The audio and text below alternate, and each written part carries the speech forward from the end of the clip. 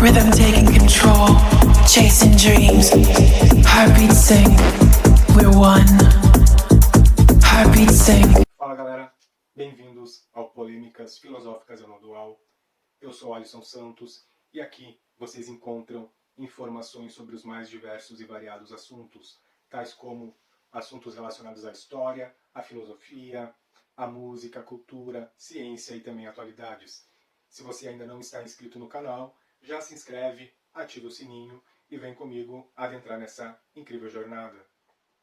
Hoje eu irei apresentar um resumo do livro chamado A História Econômica do Brasil, do historiador e geógrafo brasileiro Caio Prado Júnior. O livro História Econômica do Brasil possui como referencial teórico o marxismo. A abordagem da obra é ampla, desde o início da colonização até o século XX, em torno de 1970. A tese central de Caio Prado Júnior está em sua afirmação de que houve um sistema colonial brasileiro que ele chamou de modo de produção pré-capitalista, a qual se refere como velho sistema, que durou do início da colonização até o término da Segunda Guerra Mundial. No pós-guerra, o país adentrou definitivamente no sistema capitalista. As forças capitalistas já haviam surgido no período anterior, principalmente entre os grandes cafeicultores paulistas. O autor lembra que as elites emergidas nos períodos anteriores, tais como os grandes mineradores e os senhores de engenho, que acumularam grandes fortunas e riquezas, não souberam discernir um novo momento e, portanto, tornaram-se opositores das transformações que a elite necessitava. Estes antigos senhores, segundo o autor, representam até nossos dias atuais as forças reacionárias e conservadoras de oposição a qualquer tentativa de transformação que o país necessita. Outro problema enfrentado para que houvesse um desenvolvimento econômico nacional foi a dependência dos mercados e do capital externo, o que fez com que nossa economia fosse sempre periférica. A obra, descrevendo a formação geográfica e econômica inicial brasileira, desde a extração do pau-brasil e do contexto econômico internacional, a expansão marítima e o capitalismo comercial do século XVI, a extração da matéria-prima do solo colonial, atendia às necessidades comerciais europeias. A invasão da América pelos europeus e a conquista de colônias na Ásia inauguraram um novo momento histórico. O antigo sistema colonial, que se refere a um sistema pré-capitalista de produção, onde há um Estado forte e centralizador, que atende aos interesses da burguesia mercantil local, e a colônia de exploração, que fornece as matérias-primas necessárias aos interesses comerciais da metrópole. Ao se referir ao sistema econômico colonial, se refere também a um sistema próprio que, apesar de ligado ao capitalismo, é independente dele. Trata-se de um sistema que cria as bases para um sistema capitalista emergente, e é, por um tanto, um modo de produção ainda independente do capitalismo. Caio Prado Júnior descreve o povoamento colonial, afirmando que inicialmente esse povoamento da América não era nem um pouco atraente ou interessante. Os interesses europeus no continente são estritamente comerciais. A ocupação das colônias atendia a uma necessidade expansionista do capital comercial europeu. A decadência da exploração da matéria-prima, principalmente no que se refere ao pau-brasil, foi rápida e teve como principal motivo o esgotamento de suas reservas naturais. Ele então descreve características da ocupação do território brasileiro, que se inicia a partir do nosso litoral. O interior continua hostil e desinteressante, principalmente economicamente.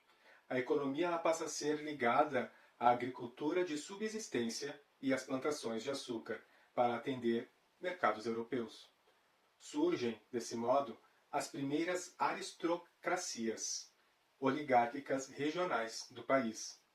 A decadência do comércio de açúcar ocorreu principalmente em função da concorrência do açúcar antilhano. Em meados do século XVII, a Holanda invadirá a região de Pernambuco. Nesta época, os holandeses já estavam vivendo a fase de capitalismo financeiro e necessitavam reinvestir os capitais que eles acumulavam.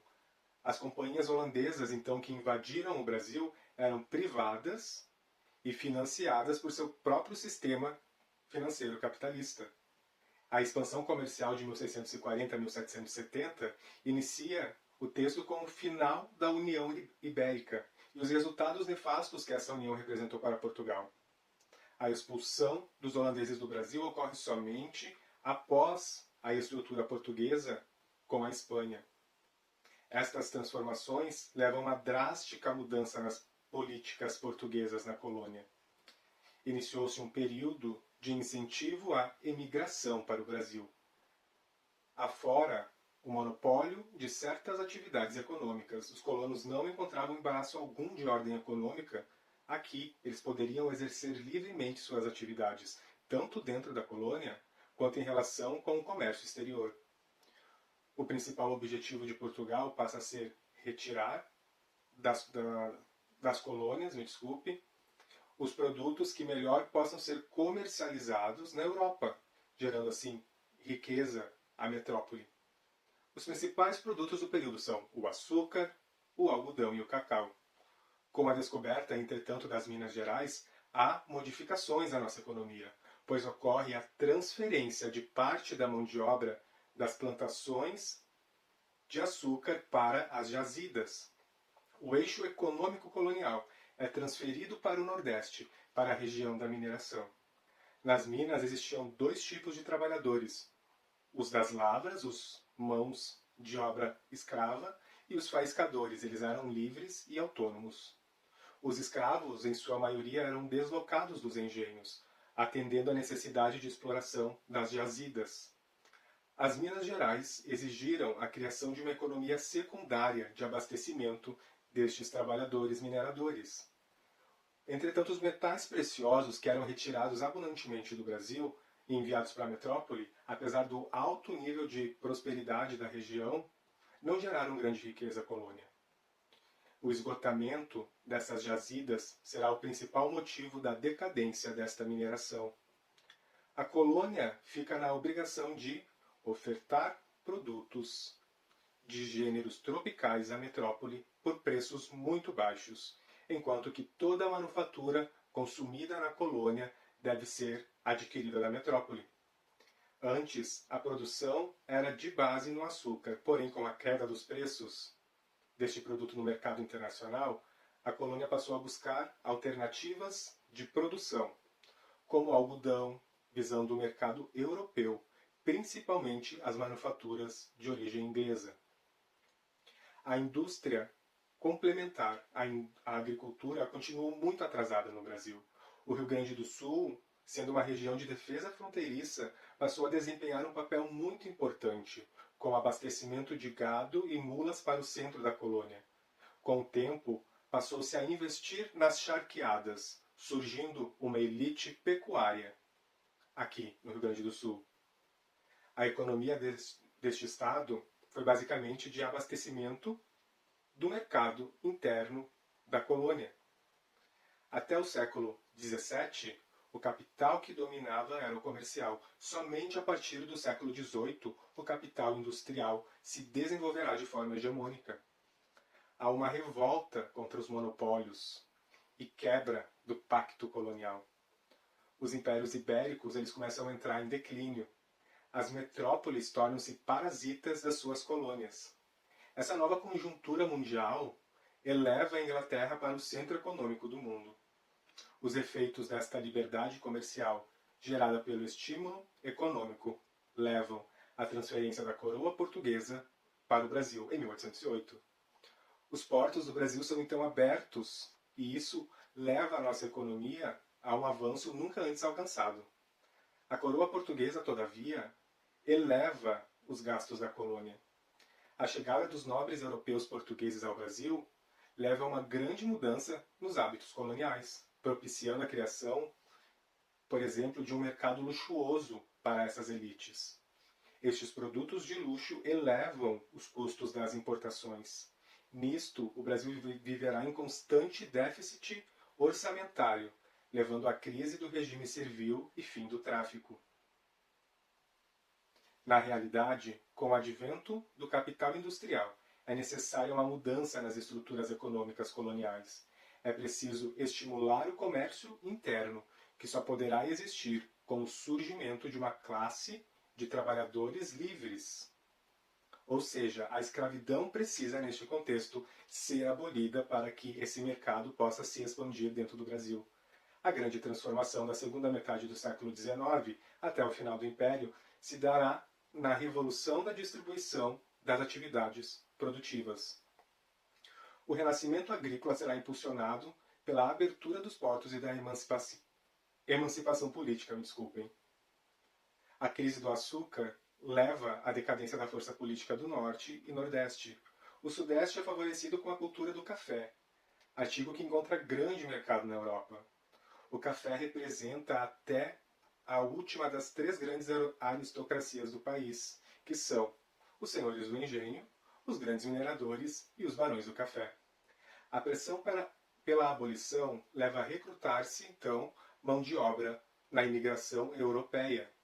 São Paulo toma a dianteira econômica nacional. O país entra em franca prosperidade e ativação econômica. Esta nova aristocracia, ao contrário das anteriores, passa a reinvestir estes capitais, principalmente na recente indústria nascente brasileira. Com a República, afirma Caio Prado Júnior, o alargamento e a expansão das forças produtivas e o progresso material nacional. A abolição da escravatura e a imigração europeia resolveram, então, esse problema que nós tínhamos da falta de mão de obra. Entretanto, essa transição na economia leva o país a uma grave crise econômica. As falências bancárias levam às reformas de 1898, que beneficiam a entrada de capital financeiro estrangeiro no país. Essa alteração leva à prosperidade das lavouras de café, cacau e modernidade das pequenas propriedades. O capital acumulado por estes foi então revertido, em parte, na implementação da indústria, principalmente em São Paulo. Indústria essa que enfrentou obstáculos que a impediram de crescer rapidamente. Por outro lado, a indústria teve como incentivo e incremento a produção de matérias-primas e o baixo custo de mão de obra. Outro fator extremamente importante a ser mencionado ao desenvolvimento industrial brasileiro foi a Primeira Guerra Mundial. Ela deu um grande impulso à indústria e à nossa economia nacional. Caio Prado Júnior completa a obra com o período de crise, onde o Brasil enfrenta uma crise gerada com o final, então, da Primeira Guerra Mundial e o fim do imperialismo. Ele tem dificuldade em importar combustíveis, ocorre a crise do café, transporte marítimo paralisado e também tem a crise do cacau. Há necessidade de transformações nas estruturas produtivas, necessidade de ampliação do mercado interno e progresso tecnológico. A indústria nacional não abastecerá somente o mercado interno, mas também o externo durante a Segunda Guerra Mundial. Principalmente países da América Latina, da África do Sul e dos Estados Unidos da América. O equilíbrio econômico nacional dado pela guerra é circunstancial e também passageiro. Com o final da guerra, a crise retorna. 2 anos depois do fim da guerra, a balança comercial já é deficitária. Recorre-se, novamente, ao controle das importações. Todavia, a situação só melhora com a valorização do café. A reestruturação econômica trata de apressar o processo de transformação, realizando a reforma estrutural necessária à economia brasileira, transformação inserida na nova realidade internacional do país. O país entra desse modo definitivamente no modo de produção capitalista. O capitalismo é a representação dessa ruptura das antigas estruturas coloniais, pois o capital industrial não possui a mesma lógica do capital comercial. Foram necessárias então várias alterações na estrutura econômica nacional. Em primeiro lugar, a reestruturação teve que partir da alteração da mão de obra, como a viabilização e criação de um proletariado, o que inviabilizava a existência do trabalho servil. O problema é que parcialmente resolvido com a abolição e com as imigrações europeias. Em segundo lugar, existe a necessidade de mercados consumidores, problema que foi resolvido, em parte, com a quebra dos monopólios comerciais e com a restrição das importações. Estas alterações atingiram diretamente as antigas aristocracias, que viram seu poder econômico ruir e reduzir, por isso tornaram-se opositores desse novo sistema. Este livro, de Caio Prado Júnior, é um clássico da historiografia brasileira. Apesar de ter sido escrito na década de 1950, ele foi atualizado na década de 1970 e pode estar ultrapassado em alguns aspectos. Entretanto, o livro continua muito atual e fornece as ferramentas para uma análise aprofundada de nossa história econômica.